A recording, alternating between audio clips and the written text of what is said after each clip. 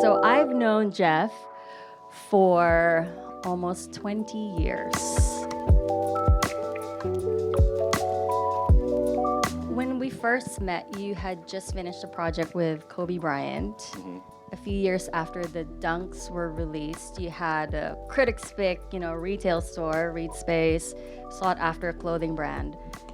You wanted to start a new thing, a magazine. This was in 2007, the beginning of the Great Recession. So we knew it wasn't going to make money. Why? Why do you just, what is your why? What is my why? Well, I mean, maybe a quick backstory on the Kobe Bryant thing. So Kobe Bryant he used to be Adidas guy. He signed with Nike. He was about to release his first Nike shoe. And Nike asked me if I would launch the Kobe Bryant sneaker out of my store, 1,200 square feet store in the Lower East Side. Like Kobe Bryant was gonna come. The Lower East Side is situated between two housing projects in New York City. It back then was not a safe place to be. And they were gonna bring Kobe down, and they did. And it just so happened that 2 nights before, you must know this stat, Kobe one night played the Knicks and destroyed them and did how many points? Was it 81? I think he scored 81 points in the game against the Knicks. Oh, yes. And it was right after that Yes. that he came to the store and we did a talk and then we launched a shoe. And it was really a historic moment for me because it was like, damn, this legendary GOAT NBA player is now coming to the LES to my little shop, So the why is often like, what am I passionate about? That's such a cliche, but it is true that like, I don't do things with the result in mind. I do things with only the process and the journey in mind, To be honest, like, I opened my store, that store that I was talking about, Read Space. You know what month it opened in? December 2001 in New York City, downtown. Do you guys remember what happened in September 2001? 2 buildings fell down. And then I was like, I'm gonna open a store 2 months later. And everyone was like, there's still contamination all over downtown. You could open a store now. Like, yeah, I think it's a good time.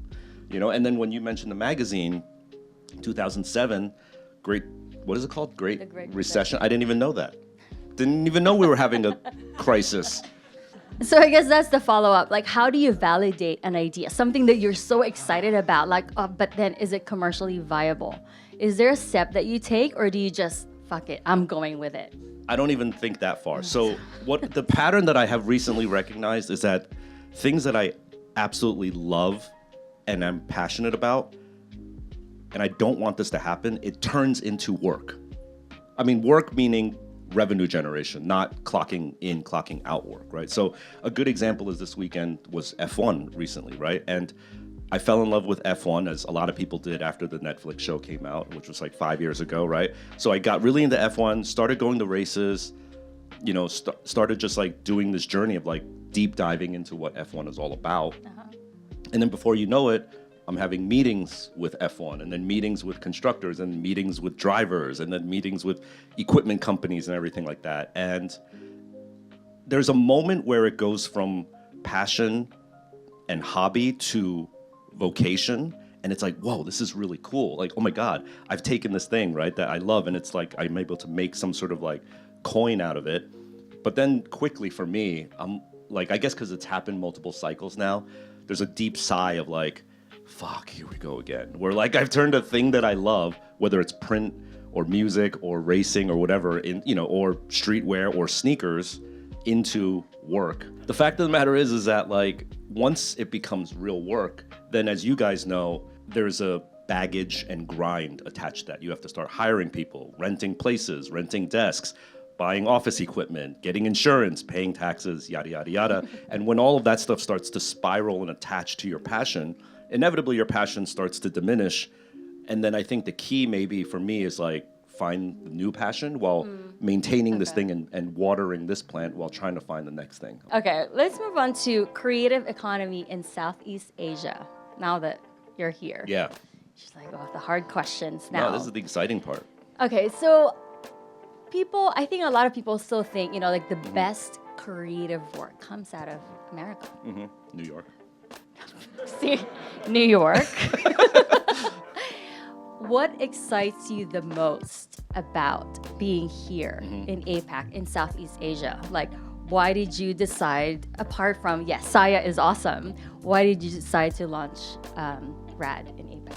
Yeah, I mean, the reason why we had this conversation, which you reminded me of, I just thought Saya was already formed. I didn't know you were forming it based off of our conversation. So kudos No, we to already you. had one other client, okay? So, yeah, I grew up in New York, started in New York, and was very fortunate to be in like the capital of the world, if you will. And then Staples' second region that we sold to happened to be Tokyo, Japan. So overnight, I was in New York and Tokyo, which are like the dopest places in the world, right? But what I found after doing business in those regions for like nearly 2 decades is there's 2 other places in the world that I always found super inspiring, the most inspiring outside of New York and Tokyo. And that was actually, one was Singapore, which we'll get to, but the second, which might not be as obvious, is Dubai, right? And what I found is that when people love New York because they call it the melting pot of the world. And that's a false statement. It is not the melting pot of the world. It is the melting pot of the Western world, right? But when you're in Dubai, I'll talk about Dubai first. When you're in Dubai, you see, taste, and hear things that you don't hear in New York City. It's crazy to be in Dubai and experience how utterly friendly and like welcoming everybody is, right? And then I found that in Singapore, it is another melting pot to another whole region of the world. So just spending time out here, thankfully in Southeast Asia, and particularly Singapore as like the sort of financial and cultural capital of that, and the travel hub, right? This is where you, as an American, this is where you would fly into and go from. I was just always so inspired, and I felt like both from input and output, meaning for me, when I say output, I mean like customers who want to wear Staple or buy these sneakers or whatever. And then input, meaning like creative talent that's coming out of this region, was also on a hockey stick growth level, you know? And when I sense that, I'm like, ooh, I want to like dabble in this, because it's kind of like, I used to DJ when I was in New York. And it's like, as a DJ, you want like the most eclectic beats, right? This is how like amazing new genres are born. You don't want to just keep like sampling jazz records is cool, but you don't want to just keep doing that. So like just experiencing Dubai and Singapore was like, wow, this is like to me a whole new stash of records that I can like sample from now.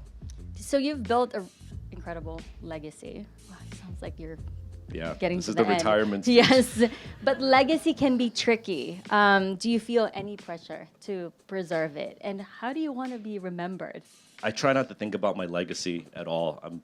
I still feel young, even though I know I'm old. I'm an uncle. I'm not actually an uncle, but wait, no, maybe You I am. are an uncle. Oh yeah, I am. So I don't try to think about a legacy. Like I just came out with a book, which you were supposed to bring, but the book was like the first 25 years of my career, and that felt a little bit weird to make because it was like sending off to the pasture thing.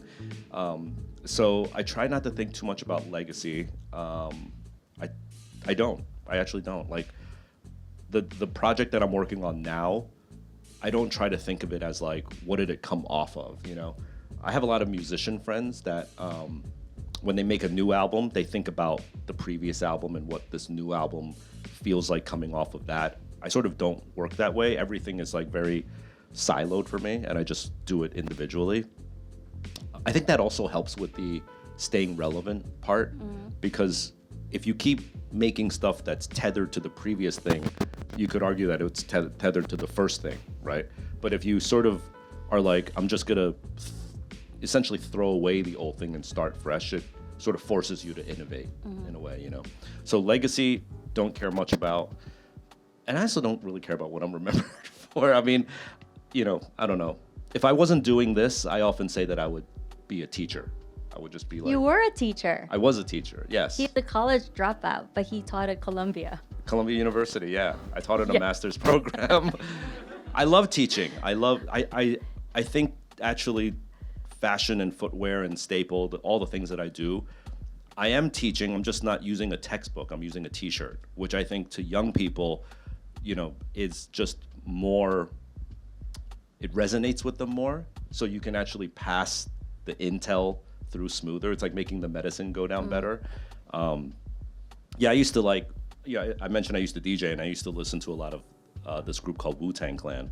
And Wu-Tang, it was great because if you listen to a Wu-Tang album, there's like, and the RZA has said this before, who's the leader of Wu-Tang. He said, I always make 2 club bangers and radio hits on every album, but then the other 8 songs are straight mathematics. Like, it is school. You know, like, you don't need school, you just need Wu-Tang. And that's what I try to do, is like, that's a club banger, but then everything else is like education.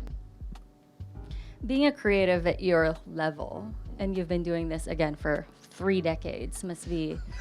Yeah, I'm old. No, we're similar age, sort of. I'm not. No, it must be exhausting. Which part? You saying 3 decades? Yeah. No, operating at this level, and now we talk about with social media, always like eyes on you. No, not at How all. do you? It's not. No. But how do you stay sane? Or like, you know, how do you preserve your mental health? It's easy. I just happen to have found what I love to do, you know? It's like if you were, you know, someone out there in this world is a reviewer of hammocks on a beach. Someone has to review hammocks on a beach.